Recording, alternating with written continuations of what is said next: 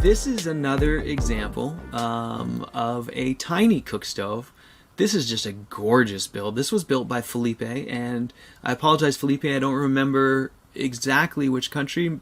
In my head, you're in Argentina, but I don't recall specifically, and I also don't remember if we looked at this together or not.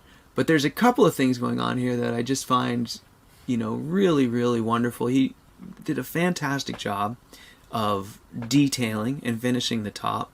The masonry chimney in the back here is just gorgeous. I think it adds a really nice touch to the space and to the feature. And then the bench and the execution here. So this is a mirror image of my stove. So the bench is flipped off the other side. And I can't tell you guys how much joy it brings me to see my design,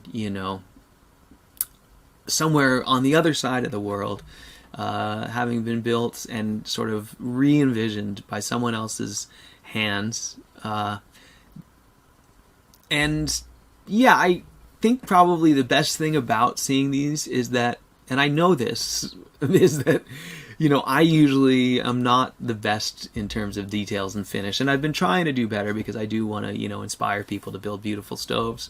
But I know I'm kind of more the nuts and bolts guy, right? I'm like putting the parts together and thinking about what's going on inside.